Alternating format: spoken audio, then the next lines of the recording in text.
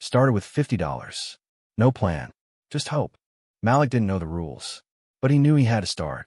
1 year later, he hit $1,000. Slowly, quietly, faithfully, because every dollar invested was a vote for his future. Subscribe for stories that build your financial freedom, dollar by dollar. Watch now. Malik Johnson didn't consider himself poor, just paused. It was a gray Tuesday in early March, and the clouds over Cleveland hadn't moved for hours. A kind of stillness sat over the city, the kind that seeps through window panes and into your bones. He sat at the corner of his small studio apartment, cross-legged on the carpet, staring at the last $100 in his wallet. The bill had been folded and unfolded, so many times the edges curled like dry leaves. This wasn't the first time he'd been here. A decade ago, he was that teenager in the back of the high school classroom who could quote lyrics better than formulas. He was smart, but life had a way of moving faster than grades. His mom worked nights at the hospital. His dad, a memory wrapped in half-truths and old photos. Money was always a whisper, never a shout. Malik grew up knowing how to stretch a dollar, but no one ever taught him how to grow one. And now, at 28, that whisper was louder than ever. He had been laid off from his second warehouse job in 8 months. The rent was due in 2 weeks. The fridge held leftovers from 3 days ago. And in his wallet sat $100, his final reserve. Most people would have run that bill through the checkout line by sundown. A trip to Aldi, a MetroCard refill, a couple of takeout meals to feel normal. But Malik didn't move. Instead, he opened his phone. His thumb hovered over the YouTube app. He didn't want to scroll aimlessly again. The algorithm had been feeding him more than just entertainment lately. It had been showing him something else. Possibility. A few days back, he had watched a video titled, How to Start Investing with $100. It wasn't flashy. No luxury cars. No false promises. Just a soft-spoken guy in a flannel shirt explaining index funds and compounding interest. At first, Malik laughed it off. But that night, lying on his mattress on the floor, the numbers wouldn't leave his mind. 8% annual return. If you invest $100 a month, time is your biggest asset. It had felt like someone was speaking a language he didn't know he was allowed to understand. Now, here he was, wall in one hand, phone in the other. The apartment around him was silent except for the buzz of the fridge and the slow drip of the faucet. He didn't know why, but something in his chest stirred. He tapped into his notes app, wrote 2 words. Start. Small. That's all. Then he went back to YouTube. Searched again. Investing for beginners. This time, he didn't just watch. He took notes. He learned what a stock was, not just a vague concept, but a real thing. A piece of a company. A sliver of ownership. He learned about mutual funds, then ETFs. He heard the term S&P 500 and paused the video. Open Google. Read that it tracked the 500 largest companies in America. Suddenly, this wasn't just math. It was the world. Malik leaned forward, curious. The video explained how ETFs allowed you to invest in entire markets, not just one company. Lower risk, easier entry, and best of all, some platforms let you buy fractional shares, even with just $100. He didn't know this. No one in his circle talked about investments. They talked about second jobs, side hustles, survival, not stock tickers. For the first time, that $100 bill didn't feel like a last resort. It felt like a door. But doubt crept in. What if I need it tomorrow? He whispered to himself. He thought about calling his cousin Reggie, the self-proclaimed entrepreneur who always had a scheme. But Malik wasn't looking for shortcuts anymore. He was tired of borrowing shoes that didn't fit. So, he did something else. He opened the Robinhood app. He downloaded it months ago, but never used it. It had just sat there, green feather icon, quietly waiting like a bookmark in a forgotten chapter. He clicked it open. The interface was clean, inviting. It offered a free stock just for signing up. He smiled. Marketing genius, he muttered. He tapped through the prompts. Set up his bank link. Transferred $5 as a test. It felt like jumping into a pool to see if it's warm. The money showed up. Instantly. That was all it took. He added $95 more. In that moment, Malik didn't feel rich. But he did feel ready. He scrolled through options. Amazon, Apple, Tesla. Out of reach, until he saw a fractional option. $1 minimum. It felt like a secret no one had told him. He didn't go wild. Instead, He searched best ETFs for beginners. The top result? VO, Vanguard S&P 500 ETF. Low fees, steady returns, a solid track record. He read through Reddit threads, scanned analyst breakdowns, even cross-checked it on Investopedia. His notes grew longer. VO, steady performer. Market-wide exposure. Great for long-term. His finger hovered over the buy button. He set the amount, $50. Half his money. He stared at the screen for a full minute. Then, tap confirm. The screen flashed green. He did it. For the first time in his life, Malik was invested. He sat back, exhaled, and let the moment settle. No fireworks. No applause. Just a quiet, private win. The kind that comes with stepping into unfamiliar terrain and choosing to believe in future returns. He put the other $50 into a high-yield savings account through his bank app, something with 4.25% APY. Not because he expected it to double, but because he finally understood that every dollar deserved a purpose. Malik didn't tell anyone what he'd done. He just closed the apps, made a cup of tea, and watched the sky finally crack open through his window. The clouds began to shift. Not much, just a sliver of light, but enough. Malik didn't sleep much that night. It wasn't anxiety this time, it was awareness. The kind that buzzes under the skin when a mind starts working in new ways. He lay on his back, the soft hum of the fridge in the background, and watched as streetlight shadows crept slowly across the ceiling. He wasn't thinking about bills or what he'd eat the next day. He was thinking about that $50 in VO. It wasn't just money anymore. It was a vote, a declaration, a decision to believe that the future was still worth investing in, even if only in fractions. But by sunrise, the high wore off. Doubt returned, disguised as logic. What difference could $50 really make? He opened his phone again, typed a new question into Google. What happens if I invest $100 a month for 10 years? The answer came quickly. With an average annual return of 8%, that 100 could grow into more than $18,000. He blinked. It wasn't life-changing, but it was trajectory-changing. That's what clicked. Malik had never thought in terms of trajectory. He'd thought in paychecks, in due dates, in survival. But now, he was seeing a curve, a slope that rose with time, not hustle. And that was new. He sat down at his kitchen table, or what passed for one, a second-hand desk from Facebook Marketplace with uneven legs. He opened his laptop and pulled out a spiral notebook. This time, not for bills or job leads. He titled the page in bold letters, Investing 101, for me. He wrote down everything he had learned in the last 24 hours. An ETF is a bundle of stocks, less risky than buying one company. Fractional shares make investing accessible. Time is more important than timing. Fees matter. Look for low expense ratios.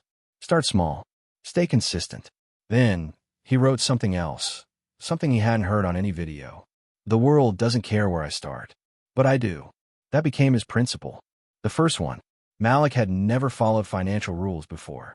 His finances had been reactive, emotional, but now he wanted structure, logic, a framework he could stand on even when life shook beneath him. He scrolled through more videos, found terms he didn't understand. Roth IRA, dollar cost averaging, indexing, asset allocation. The words were intimidating, but he refused to flinch. He wrote each one down, then spent the next hour decoding them, line by line, like a student who had never been given the textbook, but still wanted to pass the test. One video caught his attention. Why most people fail at investing. The speaker wasn't charismatic. No flashy sets. Just a whiteboard and a calm tone. Malik leaned in. Most people fail, the speaker said, because they don't build principles. They chase trends, not systems. That sentence felt like a hammer to the chest. It wasn't just about stocks. It was about life. Malik paused the video and thought about his last few years. The way he bounced from job to job. The way he downloaded every trending app. Tried selling t-shirts online. Tried drop shipping. Crypto. None of it stuck. Why? Because he hadn't built from principle. He had built from panic. He opened a new page in his notebook. My investing principles. Start small, but start now. Invest in what I understand. Don't chase hype. Automate when possible. Hold longer than I think I should. He stared at the list for a while, then underlined each one. Twice. It felt good to see rules that were his. Not because someone rich wrote them, but because someone struggling needed them. He decided to test one more thing. He opened his bank app and scheduled a recurring transfer, $25 every Friday, into his savings account. Then, from that savings, a second scheduled transfer, $100 monthly, into his brokerage account. He labeled it Future Malik. That one hurt a little. $100 a month wasn't nothing. But if he didn't do it now, he never would. The phone buzzed. A text from his friend Trey. "Yo, brunch tomorrow? Get your mind off stuff." Malik stared at the message. A week ago, he would have said yes. Spent $25 on eggs and small talk. Laughed at nothing. Pretended things were fine. Now, he typed back, "Rain check. Trying to build something. Hitting the books." Trey replied with a thumbs-up emoji. No follow-up. That's when Malik felt it. That quiet, aching space between who he was and who he was trying to become. And that was the hardest part. He spent the afternoon learning about compound interest. The math was simple, but the implications were not. It's not about how much, the video said. It's about how early. He scribbled a chart. Age 28. $100 a month. 8% return. By 38. Over $18,000. By 48. Nearly $45,000. By 58. More than $100,000. His heart jumped. Not from greed, but from validation. This was possible. That night, he walked to the corner store and passed a billboard for a payday loan center. "Need cash fast?" it asked. He smiled to himself. Not anymore, he whispered. He wasn't rich. Not yet. He wasn't secure. Not yet. But he was something else now. Invested. And that was a beginning. In the days that followed, Malik kept his head down. He treated learning like a shift, clocking in for 2 hours every morning, just after his coffee and before the world started calling. His small apartment became a personal finance dojo, the kind where the uniform was a hoodie and the sword was a borrowed laptop with a loose charging cable. Every morning, he opened 2 tabs, one for YouTube, the other for Investopedia. He had always associated money with pressure, with overdue bills, with not enough, with disappointment. But now, something was shifting. It wasn't about how much he had. It was about how much he understood. And that understanding came slowly. He kept hearing one phrase that stuck with him. Tune out the noise. Listen to the signal. At first, he didn't know what it meant. Then the noise came. His TikTok feed began overflowing with talking heads promising 10x returns in 6 months. Crypto bros showing off Lumbos. Options traders flaunting 5-figure days. They made it look easy. Malik, alone on a hand-me-down chair, eating peanut butter on toast, began to feel small again. Am I doing this too slowly? Should I try something riskier? Is buying VO enough? The self-doubt crept in like mold under old wallpaper. Quiet, unnoticed, until it spread. He spent one afternoon spiraling down the rabbit hole of trading groups. Discord servers buzzing with chart patterns in terms he didn't understand. Put options, MACD, candlesticks. It felt like a secret language built to exclude people like him. He wanted to belong, but something in his chest tightened. That night, he watched a video titled, "Investing is Boring, and That's Why It Works." The guy in the video was sitting in a bare room, nothing but a bookshelf behind him.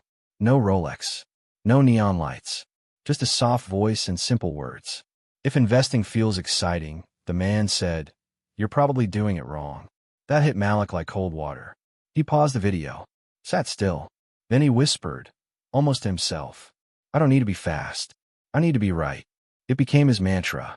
The next day, he deleted the Discord apps, muted 10 TikTok accounts, unsubscribed from 3 email newsletters selling the next big stock. He went back to basics. He made a chart. VO, ETF, low risk. VTI, total market, diversified. SCHD, dividend ETF, steady income. BND, bond ETF, lower volatility. Then, in the notebook that was becoming more precious than his wallet, he drew a big circle. Inside, he wrote, the signal. Outside it, he scribbled, the noise. He listed his signals. Long-term investing, index funds, consistent contributions, time in the market, and the noise. Hype stocks, crypto pumps, day trading, fear-based headlines. He saw clearly now. The system wasn't built to teach people like him. It was built to confuse them. Intentionally. The more confused he was, the easier he'd fall for the noise. The urgency, the gambling, the illusion of wealth. But clarity? That was power. He started thinking of his money like a team. VO was the captain, solid, reliable. VTI was the all-rounder, everywhere balanced. SCHD was the veteran, paying dividends, calm under pressure. B&D was the bench, steady, boring, but necessary. It became a game to him, not for thrills, but for structure. He didn't need adrenaline.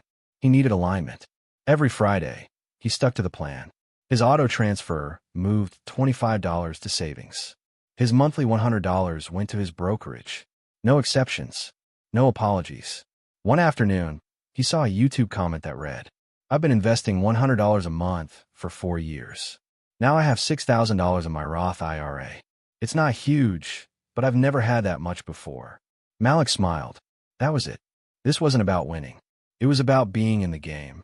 He went for a walk that evening, headphones in, listening to a podcast called The Long Game.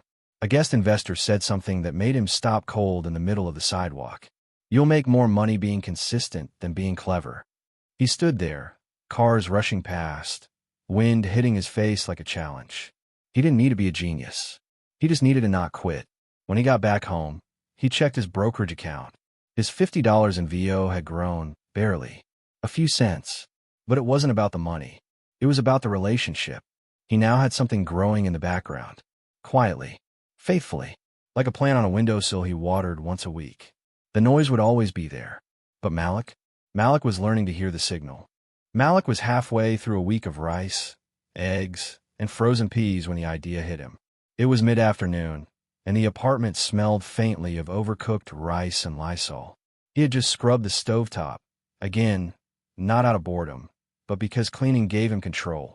And lately, control felt like currency. He was in the middle of comparing ETFs again when he noticed something odd. The brands he used every day kept showing up in the funds he was researching. He glanced around his tiny kitchen. Quaker Oats, owned by PepsiCo. Soap from Dove, Unilever. Toothpaste, Colgate. His phone, a used iPhone, Apple. Streaming music, Spotify. Groceries from Walmart. He paused, then opened his notebook again. This time, not a jot-down theory, but reality. He titled the page, "The Grocery Store Portfolio." It was a strange name, but it made sense to him. He started listing every product he touched in a single day, then Googled who owned each company. The results surprised him.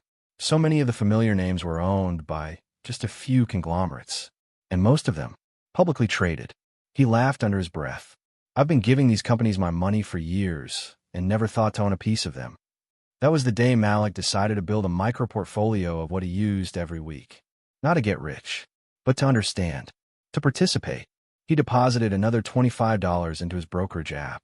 Then, using fractional shares, he bought $5 of Apple, $5 of Walmart, $5 of PepsiCo, $5 of Unilever, $5 of Colgate-Palmolive.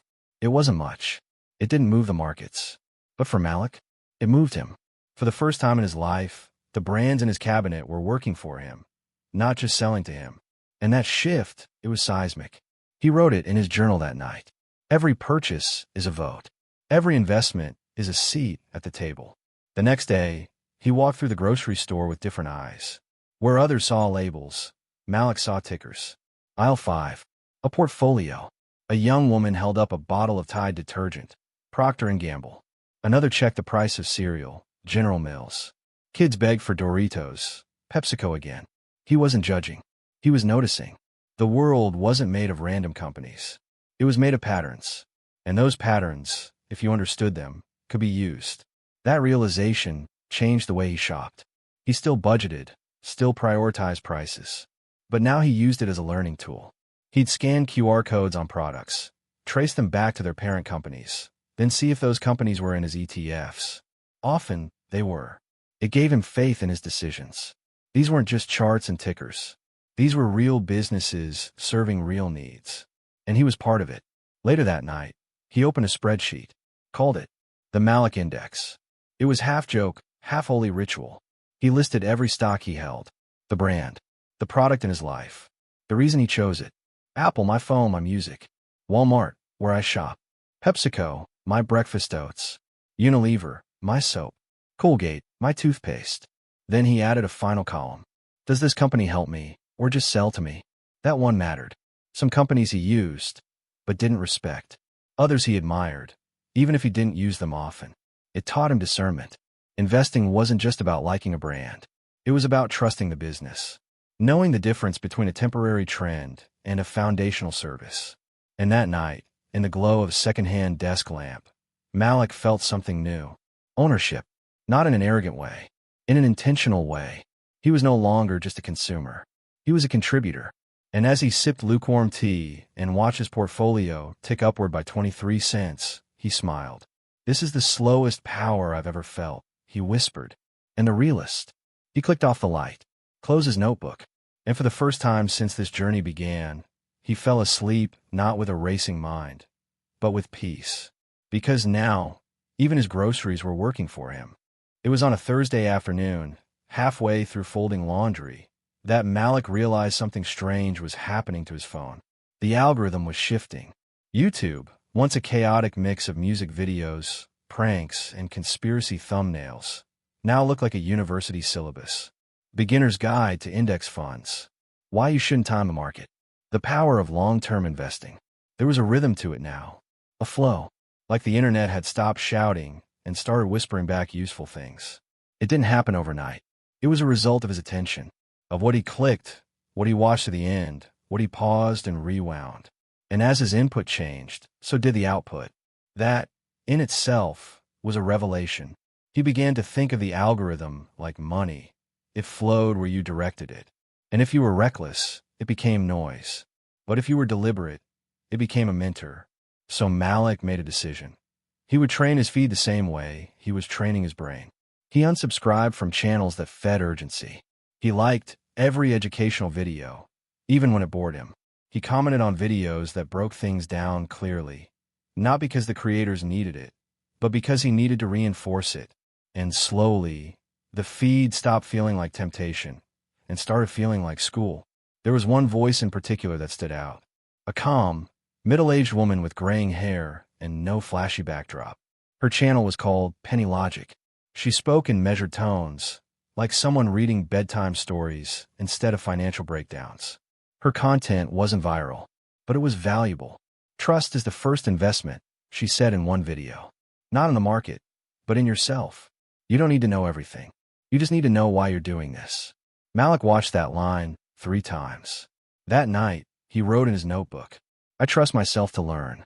I don't need to be perfect, just consistent. He started bookmarking videos like reference books. Labeled them. ETFs 101. How dividends work. Roth IRA basics. The psychology of investing. Risk tolerance versus risk capacity. He wasn't just saving them. He was studying them. Then he printed out a sheet and taped it to the wall above his desk.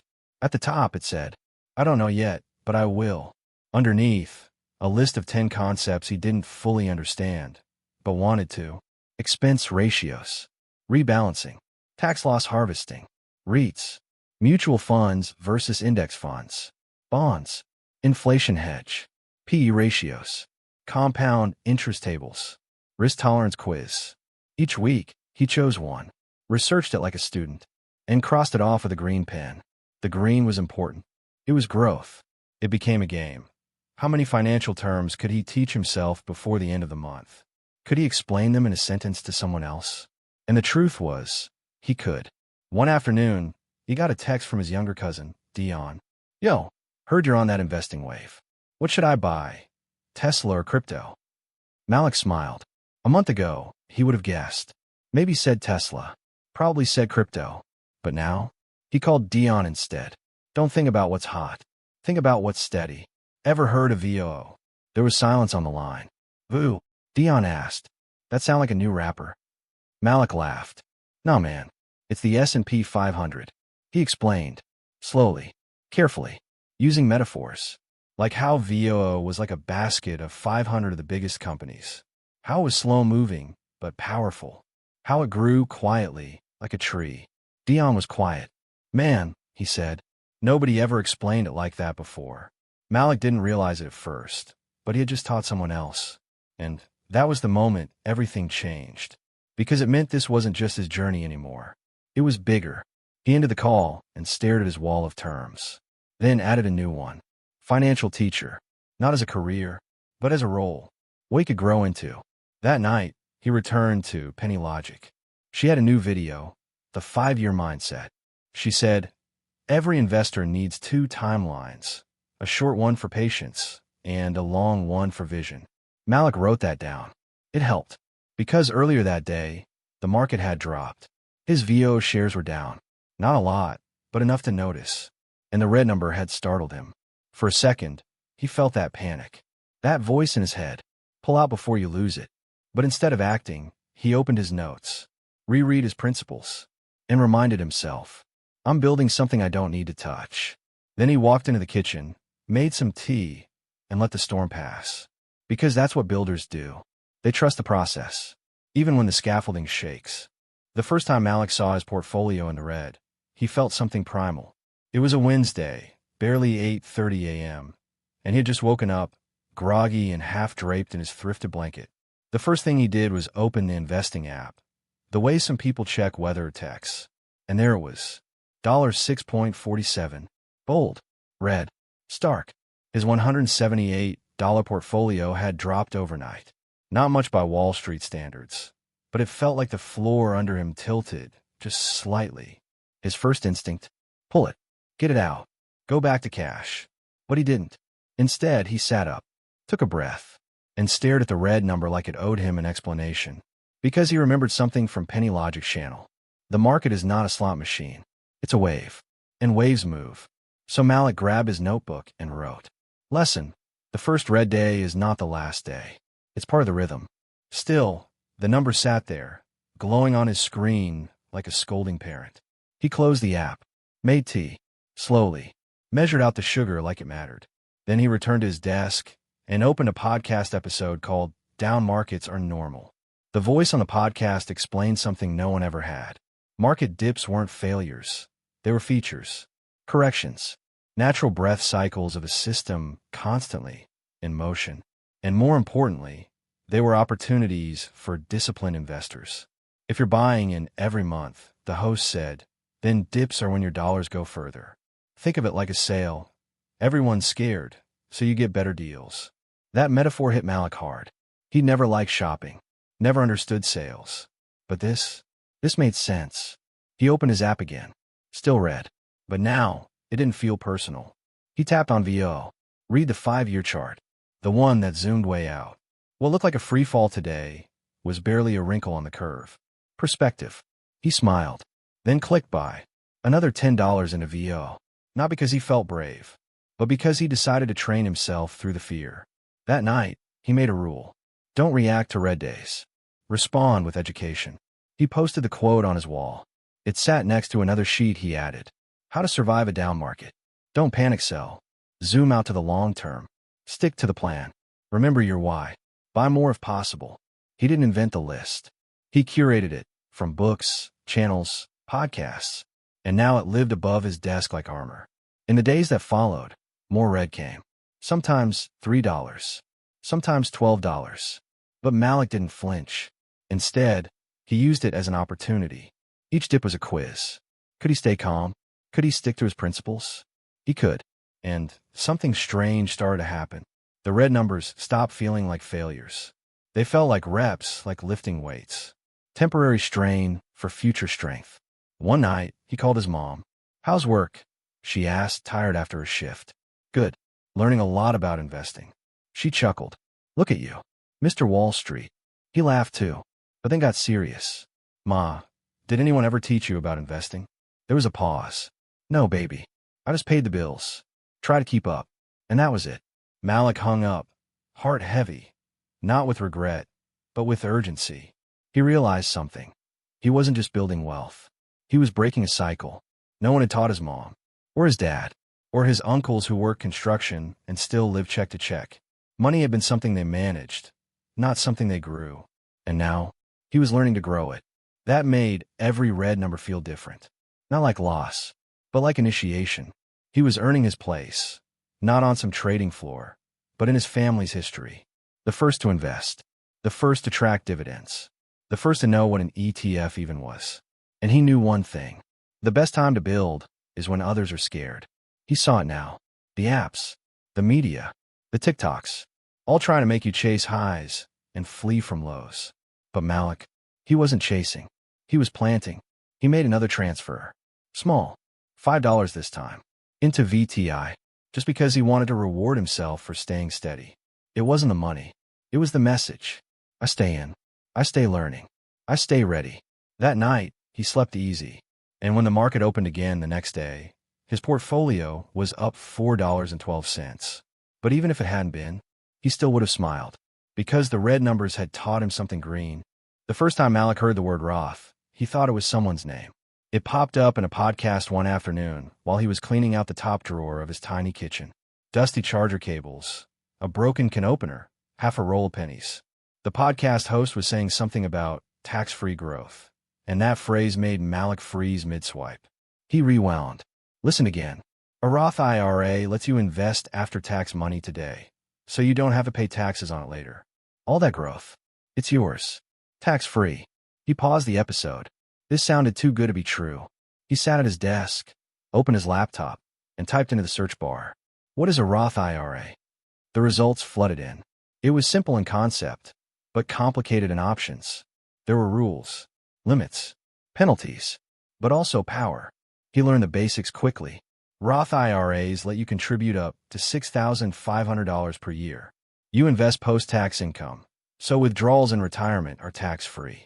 You can't touch the earnings until age 59 and a half without penalties. But you can withdraw your contributions anytime. Malik blinked at that last part. Wait, so I could take back the money I put in, just not the gains. It changed everything. This wasn't a trap. This was leverage. A flexible long-term container. He went back to his notebook and made a new page. The Roth plan. Open Roth IRA account. Link to brokerage. Start with $50. Invest in ETFs. Automate monthly contributions. Don't touch it. Let it grow. It became his next mission. He researched platforms, Fidelity, Vanguard, Schwab, compared fees, looked up how beginner-friendly they were. Eventually, he chose Fidelity. It had no minimums and a clean app interface. Simple, solid, unintimidating. The next day, he opened his Roth IRA. Just like that. And when the confirmation email came in, he sat back in his chair, stunned by how ordinary it all felt. No ceremony, no applause, just a form and a green check mark. But inside, it felt monumental. For the first time, Malik had created a financial account for his future self. Not just for emergencies, not just for rent, but for 60-year-old Malik, the version of him he'd never been allowed to imagine. He tried to picture it. Grayer hair, slower steps, maybe a house, maybe peace. He didn't know what 60 looked like. But now, he could see a path to it. That night, he read a story on Reddit titled, "How My Roth IRA Changed My Life." A single mom had started hers at 32 with $50 a month. 20 years later, she had over $90,000. It wasn't enough to retire on, she wrote, but it changed the way I saw myself. I had ownership over my future. Malik bookmarked it. The next day, he made his first contribution, $50 in a VO. Inside the Roth. Same ETF. New container. Different intention. And as he pressed by, a strange thought crossed his mind. This money is going where I'm going, not where I am. He walked to the kitchen and poured himself a glass of water, held in both hands, looked around his small apartment, the peeling linoleum, the faded curtains, the light bulb that flickered. None of that changed. But he had. Later that week, he made a flyer. Just for himself. Taped it to the fridge. Your Roth IRA won't save you this month, but it might save the man you'll be one day. Underneath it, in smaller text, invest like someone who plans to survive. He began to build a system around it. Every month, after bills were paid and groceries bought, he would send something, even $10, into the Roth. It wasn't about amount. It was about relationship. He started thinking about money in terms of relationships. There was money for survival, rent, food, money for security, emergency fund, money for identity, spending, habits, money for future self, investing. That last one, that was sacred now. One night, while lying on his mattress and staring at the ceiling fan creaking above him, Malik whispered something he didn't expect. Thank you. He didn't know who he was talking to. Maybe the YouTube algorithm. Maybe penny logic. Maybe himself. But gratitude flooded in. Not because he was wealthy. Because he finally understood wealth. He understood that every dollar he invested wasn't disappearing. It was becoming. And the Roth? That was the vault where he kept the best version of himself, slowly assembling. It was a number so small, it would have gone unnoticed. Just a little notification at the top of Malik's phone. Dividend received. $1.02 from SCHD. He blinked at it. $1.02. It didn't sound like much. Didn't feel like much. But Malik stood frozen in his tiny kitchen, one hand gripping the side of the fridge for balance. Because it wasn't the money, it was the message. Someone had just paid him to exist, to hold, to be consistent. It was the first time in his life money had shown up unprovoked. No clock punched, no invoice sent, no hours traded. Just a quiet reward for planting a seed and not digging it up. He stared at the notification again. Dividend received. 3 syllables that felt like a doorway. He remembered reading about dividends early on. How some companies paid investors a piece of their profits every quarter. He didn't fully believe it. Not in the emotional sense. It felt abstract. But now, it was real. He opened his app, tapped into the transaction history. There it was. Digital. Logged. His. $1.02. It wouldn't buy a latte. Wouldn't cover a bus ride. But that didn't matter. Because it proved the system worked. He wrote in his notebook, under a new page, my first passive dollar. And underneath that, I didn't sell my time. I didn't beg. I just waited. He made tea and sat at his desk, mind racing. He wanted to understand everything about dividends now. How often do they come? Do ETFs pay them? What's a yield? Can I live off this one day? He watched 4 videos back to back, all about dividend investing. One explained yield as a percentage of stock price. Another broke down payout ratios. Another explained the difference between growth ETFs and dividend ETFs. He was taking notes so fast, his pen ran out. He didn't care. He borrowed a crayon from a drawer and kept going. One video gave him an idea, build a dividend tracker. So he opened Google Sheets and created columns. Ticker, shares owned, dividend yield, quarterly payout, last payment date, next expected payment. It was more fun than it had any right to be. It felt like inventorying hope. He added SCHD, Schwab's Dividend Equity ETF. He'd only bought $25 worth. But still, it had paid him back. He scrolled through lists of dividend aristocrats, companies that had raised their payouts for over 25 consecutive years. Names like Johnson & Johnson, Coca-Cola, Procter & Gamble. These were giants. Not hype stocks. Not moonshots. Just consistent, boring, powerful. And that's when it clicked. The rich don't chase spikes. They build streams. He wrote that down. Circled it 3 times. Later that evening, he texted Dion again. Yo, you ever get paid for just holding a stock? Dion replied with a question mark emoji. So Malik explained. Simple. Clean. Voice note style. It's called a dividend. Just got one. $1.02. That's real money. Didn't do anything but hold. A few minutes later, Dion replied. Damn. That's wild. Like rent from stocks. Malik grinned. Exactly like rent. But they don't call and complain. That weekend, Malik walked to the dollar store with one thing in mind. He wanted to buy something. Anything. That cost exactly $1.02. Not to spend the dividend. To represent it. He found a pack of seeds. Green beans.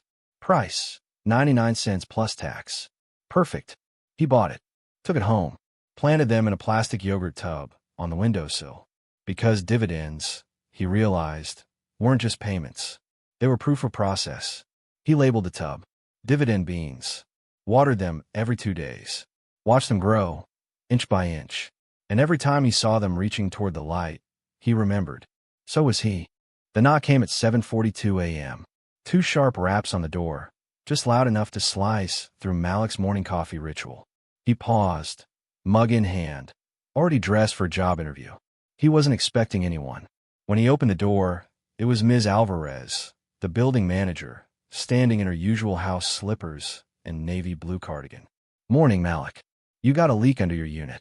Water heater's rusted out. We need to cut it off and replace the line. Might take a day or 2.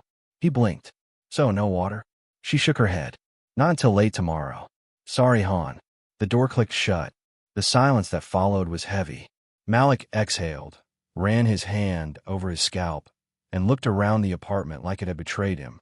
No water meant no shower, and no shower meant no job interview. His first instinct was the same as always, panic. He paced, thought about canceling, thought about showing up anyway. Then he remembered something from his notebook. Money can't fix everything, but it can buffer everything. He opened his bank app. There it was. The emergency fund. It had taken him 3 months of discipline to build it to just over $350. Small by most standards, but it felt like a mountain. His first real cushion. He stared at the number for a long time. Do I touch it? He tapped the screen, transferred $40 to his checking account. Then he got dressed, walked 5 blocks to the neighborhood rec center, paid $10 for a day pass, and took the longest, most satisfying shower of his life. He walked out the front doors of the rec center like a man stepping out of a movie montage. Hair freshly cut, collar crisp, nerves steeled. He made it to the interview, and he got the job. Part-time, flexible, warehouse inventory. Not glamorous, but solid. Predictable hours. Benefits in 6 months. Room to grow. When he got home that night, Malik sat at his desk, opened his notebook, and wrote, "Today, I passed the emergency fund test." Then, in larger letters, money isn't just for wealth. It's for freedom of movement. He had heard people say that before. Buy back your time. Money equals options. But it always felt distant. Rich people talk. But this was real. Money had bought him a shower, a second chance, dignity. He stared at the remaining balance in his savings account. $310.12. Not much, but enough. He added a new rule to his system. Rebuild before reward. He transferred $10 from his next paycheck back into the fund. It felt symbolic, a promise to himself. Then he made a second rule. Emergency funds aren't for if, they're for when. He thought about his mom, who had once pawned her wedding ring to fix a flat tire. About his uncle, who had to borrow $200 from 3 different cousins just to keep his lights on. No one in his family had ever taught him to set money aside, only to stretch what they had. This was different. This was Malik telling life, "Come at me. I'm ready." That weekend, he created a checklist for others. Build your first emergency fund. Open a high-yield savings account. Automate $10 per week transfers. Name the account something powerful. He chose security first. Set a mini goal, $100. Refill it after every use, no matter how small. He printed the list and pinned it above his desk, because the next emergency wouldn't warn him either. But next time, he'd already have an answer. It started with a question that hit Malik harder than expected. He was watching a video on zero-based budgeting, a concept he'd heard thrown around but never really absorbed. The host, an older man in a worn blazer, paused mid-lecture and said, "Don't just ask where your money's going. Ask what it's doing for you." Malik paused the video. He stared at the screen. It was a simple question, but it shook something loose.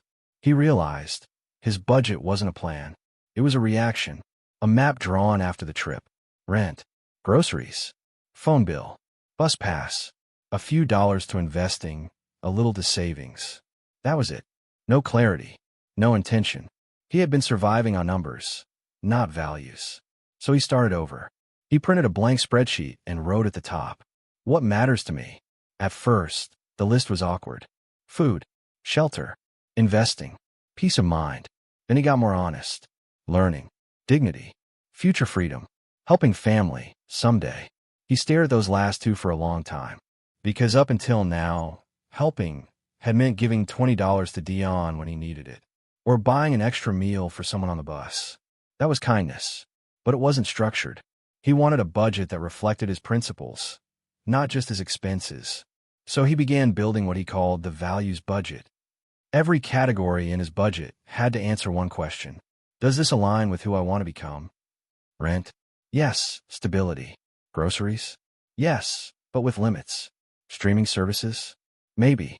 Impulse snacks? No. Investing? Always. Emergency fund? Absolutely. Books? Yes. Random apps? No. Giving? Yes. Small, consistent, and from a place of strength. He made a rule. If it didn't match his values, it didn't get a line. Then he took it further. He color-coded the categories.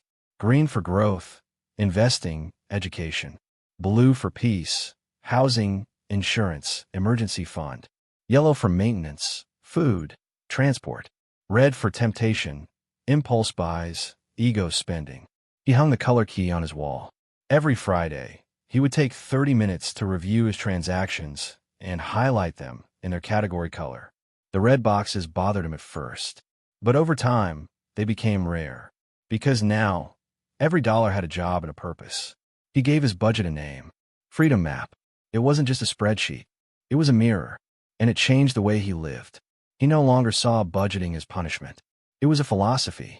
One day, he overheard two co-workers complaining during a break. Budgeting's for broke people. Nah, man, it's for people with control issues. Malik said nothing. He just sipped his coffee, thinking, nah, budgeting's for builders. That weekend, he created an envelope system, but digital. He opened sub-accounts in his banking app. Next month rent, emergency, Roth IRA, groceries, giving, peace fund, his name for mental health breaks. Even if each envelope held just $3, it meant something.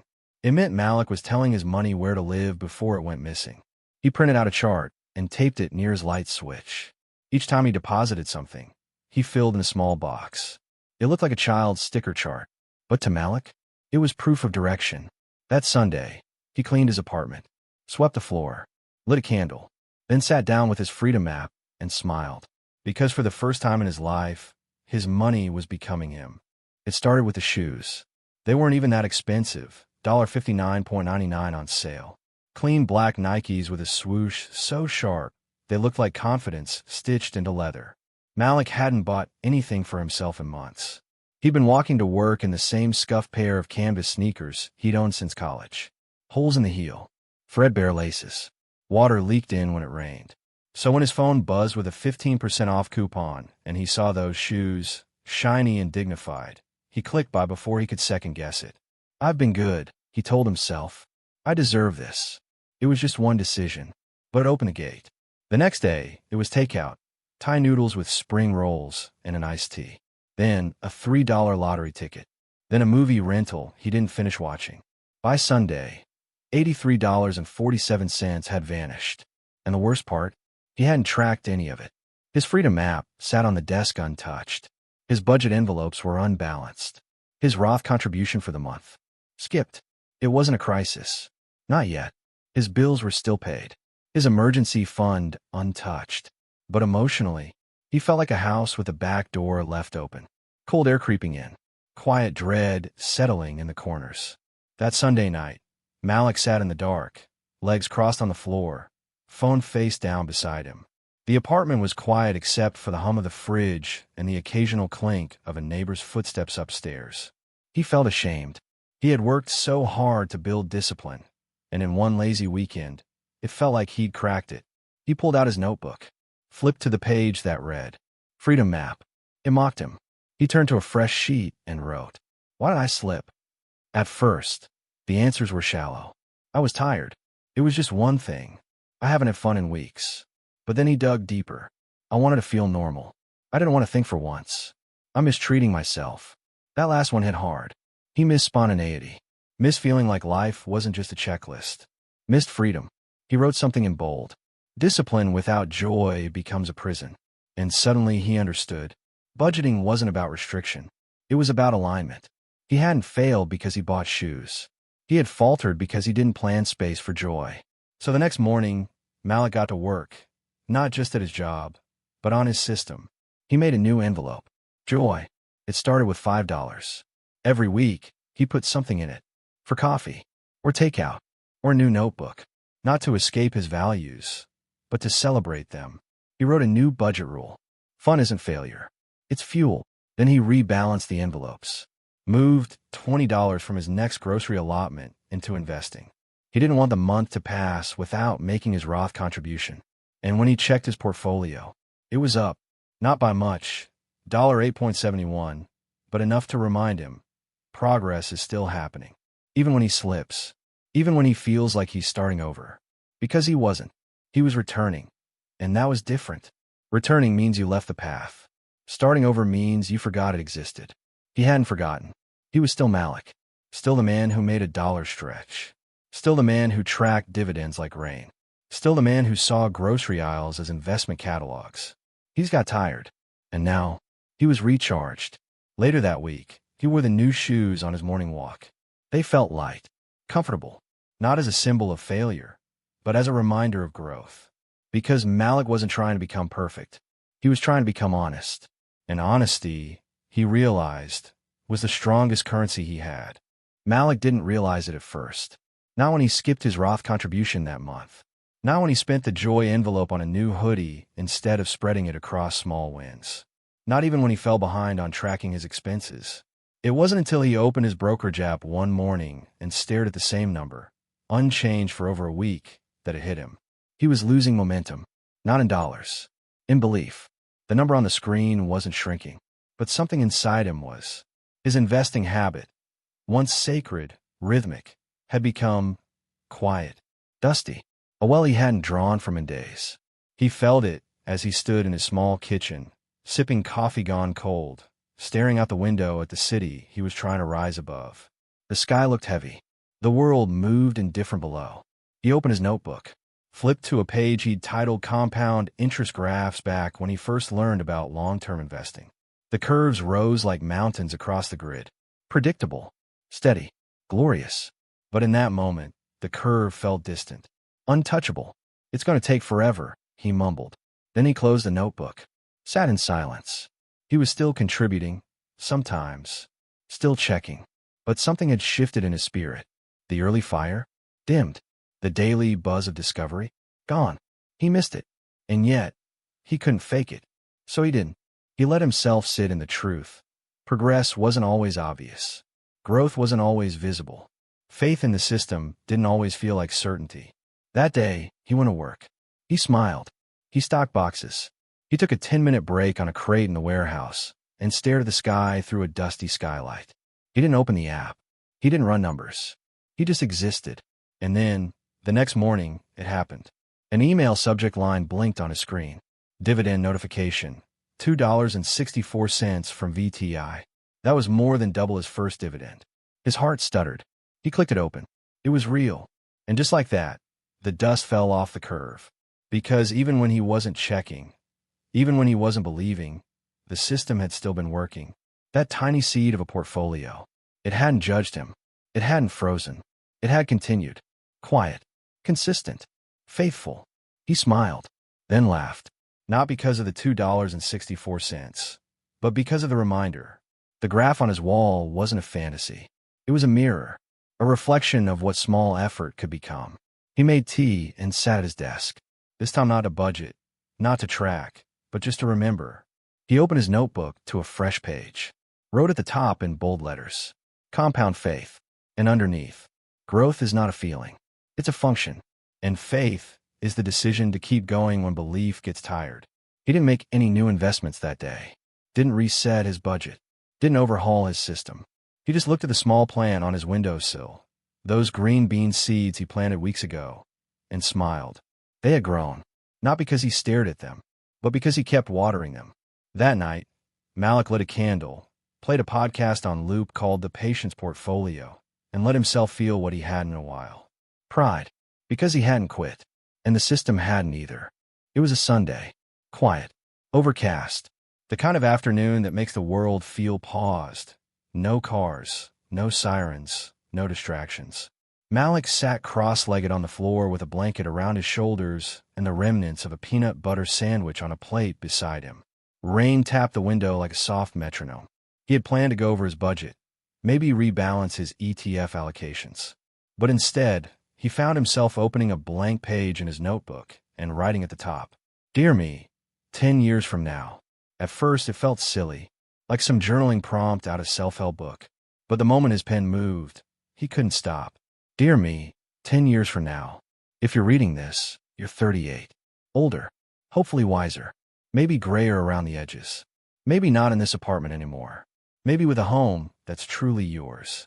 Today, I bought another $10 of VTI. It's not much, but I felt good about it. That brings my total invested this month to $40. That may not mean much to you, but to me, That's 4 shifts of walking to work, skipping takeout, and believing in something I can't see yet. I don't know what you look like. I don't know if you've hit $100,000 yet, or $500,000, or maybe you're still working your way there. Maybe the market dipped. Maybe it soared. But I hope you're still investing. I hope you didn't get scared off by the noise, by the TikToks promising overnight riches, by your own doubt.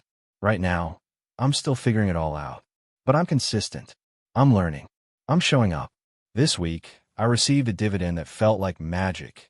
$2.64 just appeared because I believed in something long enough. I hope you still believe. I hope you've taught someone else. Maybe Dion. Maybe your mom. Maybe a stranger who asked you why you started. And I hope you never forget. You were once a man with $100 bill and a decision. That decision, it changed everything. With love. Malik, 28. He sat back in silence. Then he folded the page. Wrote the date on the front. July 12th, 2025. Do not open until July 12th, 2035. He placed it inside an envelope and tucked it between 2 books on a shelf. One titled The Intelligent Investor, the other, a thrifted copy of Atomic Habits. Then he stood up and looked around his small apartment. Nothing had changed, but everything felt different. He had never spoken to his future self before. Never considered that he was worth writing to. The next day, Malik shared the idea with Penny Logic in the comments of her latest video. Wrote a 10-year letter to my future self today. First time I've ever imagined what life could look like a decade out. She replied, 2 hours later. That's more powerful than most trades. Long-term clarity is rare. Keep going. That reply felt bigger than it was. Because clarity had been the hardest part. In a world that sold quick fixes, loud wins, and firework results, Malik had chosen something else. Patience. That night, he went on a walk through his neighborhood. Not to escape, but to observe. He passed the pawn shop where his cousin once sold his guitar. Past the old diner where his mother used to work extra shifts. Past the corner store that still sold groceries at double the price. It reminded him why he had started. Not just for wealth, but for choice. He wanted to choose when to work, where to live, what to buy, what to give. He wasn't there yet, but he was moving. Slowly, deliberately. And with every step, every auto transfer, every dividend earned, he was inching closer. That night, he looked at his freedom map. And instead of feeling pressure to fix it, he just smiled. Because now he had a compass. And a destination 10 years ahead. Dion showed up wearing a hoodie 2 sizes too big and a smirk that tried to cover his uncertainty. He flopped onto Malik's hand-me-down couch like he owned the place. A bag of chips already half open before the door even closed. Man, Dion said between crunches, I swear my money vanishes soon as I touch it. Malik smiled. He remembered that feeling. Like your wallet had holes. Like time was eating your paycheck in real time. That's because it's got nowhere to live, Malik said. Dion frowned. What that mean? Malik grabbed 2 mugs, poured hot tea into both. It wasn't fancy, just off-brand green tea from the corner store, but he served it like it was sacred. He handed one to Dion, then pulled his laptop on a coffee table. Opened his spreadsheet. This, Malik said, tapping the screen, is where my dollars live. Rent, groceries, investing, emergency fund, joy. You made a chart for your money. I made a plan for my life. The money just funds it. Dion raised an eyebrow, but he leaned in. Malik didn't launch into a lecture. He told stories. He told Dion about the $1 dividend from SCHD and how it made him feel like he owned part of the machine. He told him about VTI and VOO and how they weren't get-rich plays. They were stay-free strategies. He kept it real. You ever heard of compound interest? Kinda. Is that when you get interest on your interest? Exactly. And time's the cheat code. Start early, even if it's small. Dion's face changed. Just a flicker. But Malik caught it. He'd seen it before. On his own face, months ago. The look of someone realizing they hadn't missed the boat. That the future might still be something you could build. They spent an hour going over apps. How to open a Roth IRA. What diversification meant in plain language. Dion was quiet at first. Then curious. Then borderline obsessed. So you're saying, I could put $20 in this ETF thing and just leave it. Exactly. Let ride. Do it every month. Don't touch it. And I don't need to be a genius. No. Just consistent. They ended the session by downloading the Fidelity app on Dion's phone. We good? Malik asked. Yeah. Dion said, nodding. We good. I'm gonna be like you. Malik almost laughed. Not because of pride, but because of the irony. A few months ago, he had felt lost, broke, and uninformed. Now, someone else was looking at him like a lighthouse. After Dion left, Malik sat on the edge of the couch and stared at the quiet screen. The apartment was still the same. His fridge still buzzed. The lights still flickered every time the heater kicked on. But he was different. He had shared. Not money, not advice, but confidence. And that meant more. Later that week, Dion texted him. Yo, just put $10 in that VTI thing. Feels weird. Kinda scary. But like dope too. Malik smiled and replied. That's how you know it's working. Then he added. You just planted a money tree. Don't dig it up. Just water it. And that was it. The family tree of financial literacy had its next branch. It started with a post-it note. Not a quote, not a number. Just a scribbled phrase Malik had heard in a podcast. Celebrate progress, not perfection. He didn't think much of it first. But that evening, after washing dishes and syncing his bank apps, he stuck that little yellow square on the wall above his desk, right next to the dividend tracker. It looked lonely, so he added another. Opened Roth IRA. $50, April 3rd. Then another. First dividend. $1.02, May 14th. Taught Dion about ETFs, July 1st. Emergency fund hit $300, June 12th. Didn't panic sell during market dip, June 28th. He stepped back. 6 squares. All small moments. None life-changing. But together, they felt like a story. That was the night the Wall of Wins was born. Each post had held a memory, a lesson, a choice. Not the kind of wins social media cared about. No luxury, no drama. Just dignity in motion. Malik had always thought progress had to be dramatic, viral, loud. But these were quiet victories. Personal. Micro wins, he wrote. But mighty. He made a ritual. Every Sunday evening, he reviewed his week, not to judge, but to notice. And if there was a win, no matter how small, it went on the wall. Eventually, the yellow notes spread from his desk corner to the hallway near the bathroom, then onto the back of the closet door. They began curling at the edges, overlapping slightly, like scales on a dragon he was learning to ride. One morning, he woke up and stared at the wall while brushing his teeth. There were now 31 notes. 31 moments he could have easily forgotten. But now, they were visible. They anchored him. He noticed how the language changed over time. The first ones were simple. Saved $25. Bought first fractional share. Watched 3 investing videos in a row. But months in, the notes evolved. Skipped impulse buy and funded Roth instead. Taught coworker the difference between Roth and traditional IRA. Helped mom understand high-yield savings accounts. Reflected instead of reacting when portfolio dipped. Spent from joy envelope with zero guilt. The notes became less about money and more about mindset. That's when he realized the Wall of Wins wasn't tracking his finances. It was tracking who he was becoming. And that was more valuable than any stock price. One afternoon, Dion came over again. He noticed the wall immediately. Yo, what is this? Malik grinned. My trophies. You rich now, or something? Malik laughed. Not yet. But I'm richer than I was. In habits. In clarity. In patience. Dion stepped closer, reading the notes. He pointed to one that read, said no to lifestyle creep. What's this mean? Means I didn't let a raise make me reckless. Damn, that's deep. Yeah, it took a while to get there. Dion stared at the wall in silence. Then said, you should frame this one day. Malik paused. He hadn't thought about that. But maybe he would. Maybe when he hit $10,000 invested. Or when his dividend income covered a utility bill. Or when he helped 10 people open their first brokerage account. He wasn't keeping score to brag. He was keeping evidence.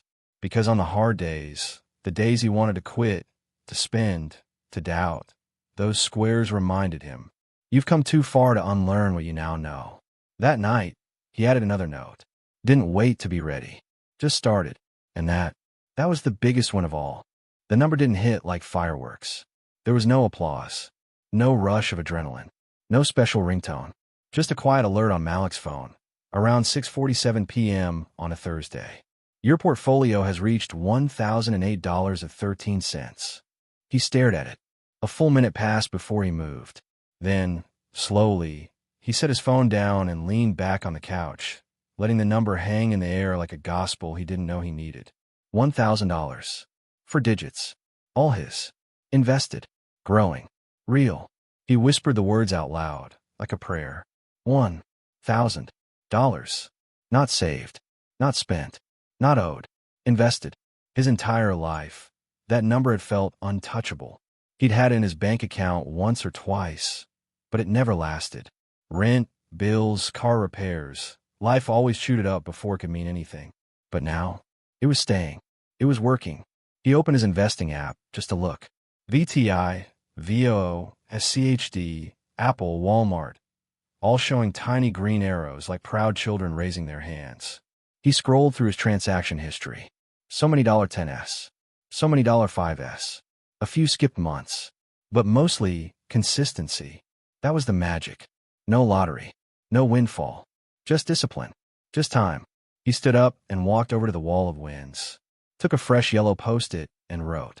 Hit $1,000 invested. No shortcuts. Just patience. He placed it dead center. Then stepped back and stared. It looked right. He didn't tell anyone. Not at first. Not Dion. Not his coworkers. Not his mom. This one was quiet. Personal. Sacred.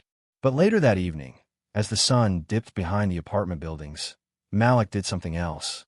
He went to the kitchen, opened a small drawer, pulled out a single tea light candle, lit it, set it on the windowsill beside the growing green bean plant. He didn't know what the ritual meant, only that this moment needed light. Then he sat down and wrote in his notebook under the heading, what $1,000 really means. It means I kept a promise. It means $10 can matter. It means time is my friend. It means I'm not who I was. It means I can keep going. He took a photo of the screen on his phone showing the $1,008.13 balance, then printed it, taped it inside his notebook like a milestone marker. For himself. For the days ahead. Because he knew. The path would still be long. The market would dip. Life would interrupt. Motivation would waver. But now he had proof. He had passed the invisible threshold where investing stopped feeling like theory and started feeling like reality. Later that night, he sent Dion a short voice note. Bro, I did it. Hit 1,000. Dion replied instantly. Yo, what? That's wild. From just like, those little $20 drops. Yup. Every week. Every month. Didn't miss too many. Man, that's inspirational as hell. Malik grinned. Then added. You're next. Start with 100. Just stay in the game. He paused. Then hit send. The next morning, Malik woke up early, sat at his desk, and opened a new tab. He typed into Google, how long to grow $1,000 to $10,000, investing $100 per month. He found a calculator. He entered his numbers. At 8% return, he'd hit $10,000 in just over 6 years. He didn't feel overwhelmed. He felt oriented. He now had a map, a compass, and enough trail behind him to know the path was real. He stood up, tied his shoes, and walked to work with his head high and his steps steady.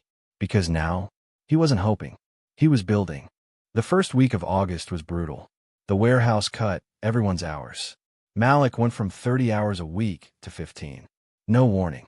No apologies. Just a laminated schedule posted on the break room wall with a line through his Friday and Saturday shifts. Business is slowing down, the supervisor said. It's temporary. But temporary didn't pay rent. Malik stood in the fluorescent glare of the break room for a long time after everyone else left. He stared at the wall clock ticking. Each second felt louder than it should. He didn't panic. Not at first. He went home, reviewed his emergency fund. $290 remained. Not terrible, but it would evaporate fast if things didn't change. That night, he skipped his auto transfer to investing for the first time in 3 months. It was a tiny thing, but it felt like failure. And that feeling, that slippery, invisible ache, crept in through the cracks. The second week was harder. He had to dip into savings to buy groceries, cancel Spotify, put off laundry, avoided calls from friends. The market dipped again too. His portfolio dropped to $971, below $1,000. The green arrow was now red, and the number haunted him. He told himself that $1,000 was the moment everything changed, that once he hit it, he'd never go back. But now, it was gone. $971.13 stared back at him like a broken promise. That weekend, he walked to the bus stop and passed the same payday loan place he had ignored months ago. This time he paused. Just a short-term loan, he thought. Just to cover this gap. You'll pay it back. No big deal. He stood there, on the sidewalk, watching strangers file in and out of the building like ghosts. Then he took a breath and kept walking. He didn't know why at first. Maybe it was stubbornness. Maybe shame. But as he walked home, he remembered something. The Post-its. The wall of wins. He hadn't added one in weeks. That night, he stood in front of it, hands in his hoodie pockets, eyes scanning the notes. Open Roth IRA. First dividend. Skipped impulse buy. Taught Dion. These were more than memories. They were anchors. They reminded him. He had changed. This hard month didn't erase his progress. It tested it. So he opened his notebook, flipped to a fresh page, and wrote in bold at the top, "The month I almost quit." Then beneath that, he listed the reasons not to. Because my future deserves consistency. Because red numbers aren't losses unless I panic. Because I've been broke before, but never this prepared. Because quitting feels familiar, and I'm building something new. He didn't invest that week. Didn't pretend everything was fine. But he showed up. He made tea. Watched a new video from Penny Logic titled, "Investing Through the Storm." She said, "When the market's down, your belief has to be up. Because belief is the one thing the market can't measure, but your future self will feel." He paused it, rewound. Listen again. That line became a mantra. He wrote it down on a yellow sticky note and added it to the wall. Belief is the one thing the market can't measure. Then, for the first time in 2 weeks, he tapped his app, transferred $5 into his Roth. It wasn't much, but it was proof that he was still in the game, that the Malik who almost quit didn't. Malik was folding laundry when the podcast changed his life.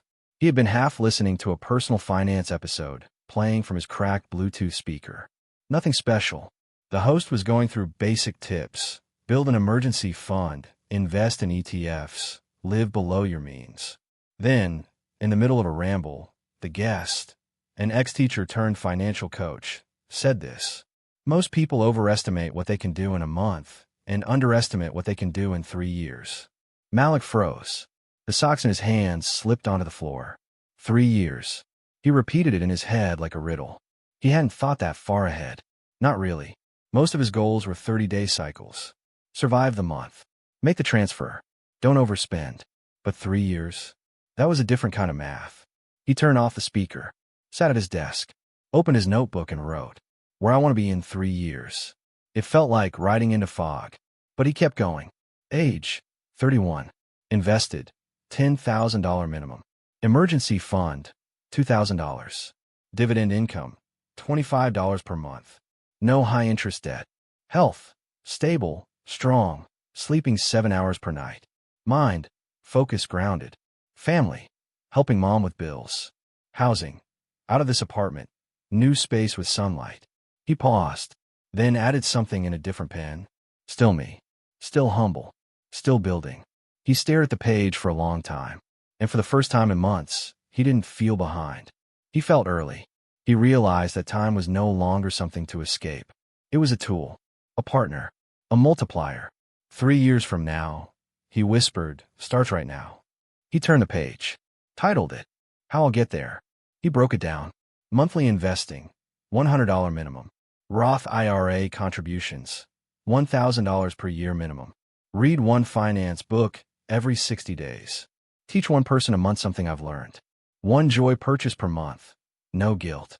Track progress quarterly, not obsessively. Rest weekly. Burnout ruins plans. He felt like he was laying bricks for a foundation no one else could see. But he didn't need anyone else to see it. He saw it. That weekend, he turned the vision into visuals. He opened Canva on his laptop and made a simple 3-year vision board.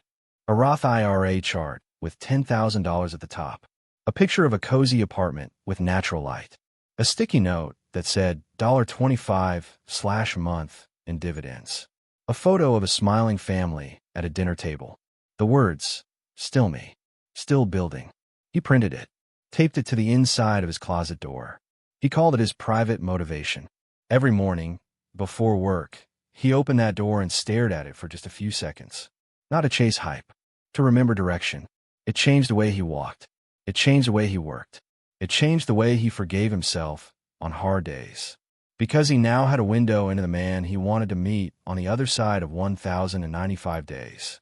And every ETF bought, every impulse resisted, every dollar parked in his Roth was a handshake with his future self.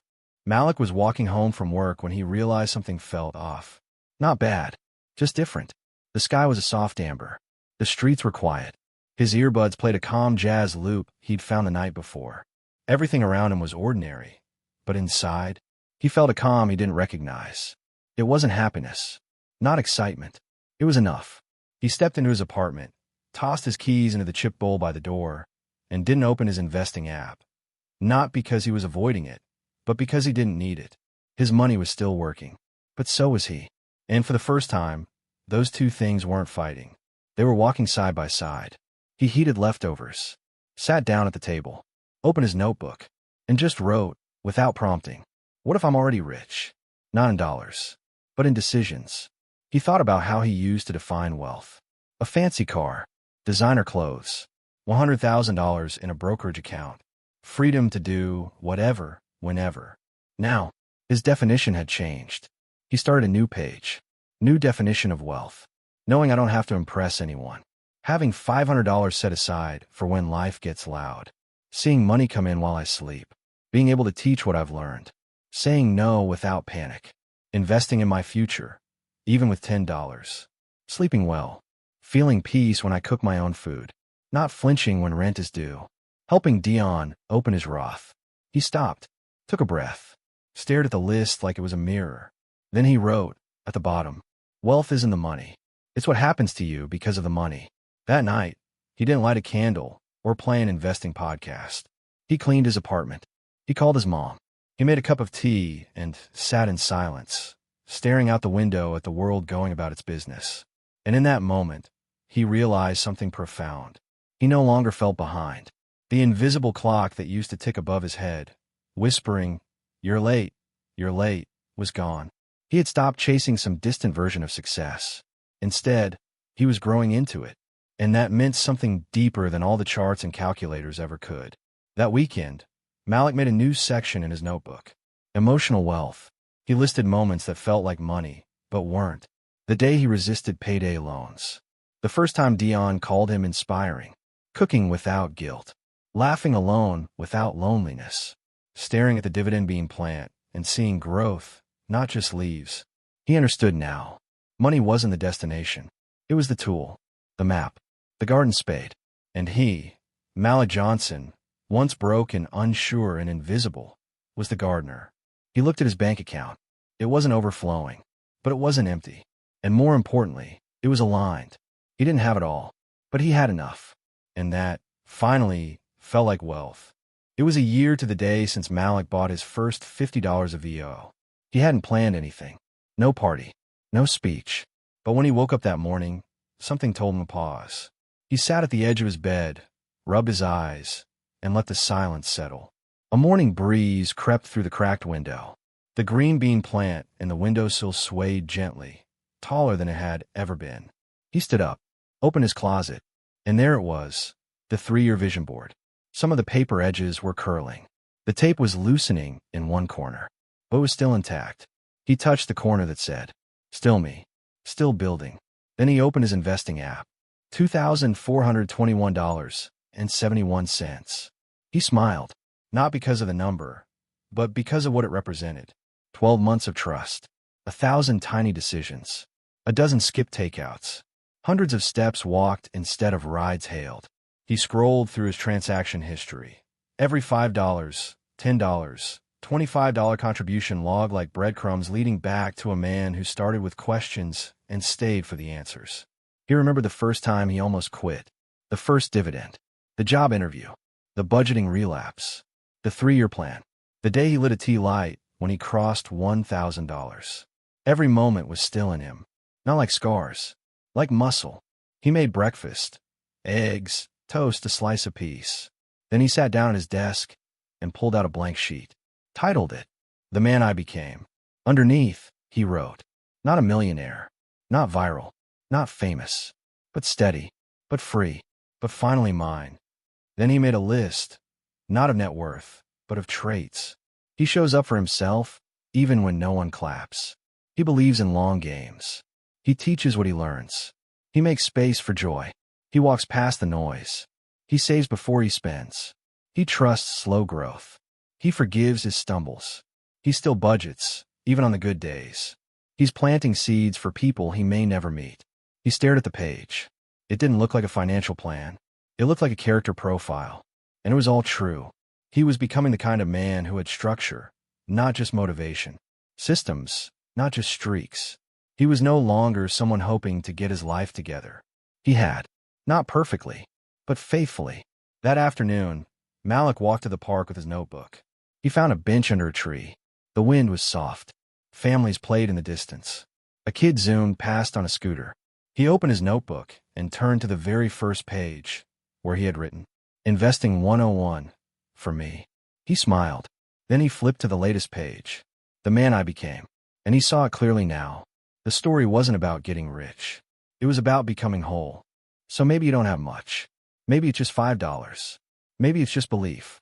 But that's where it starts. Malik didn't win the lottery. He didn't strike gold. He didn't wake up one day with everything figured out. He started with one decision: to learn, to try, to stay. And so can you.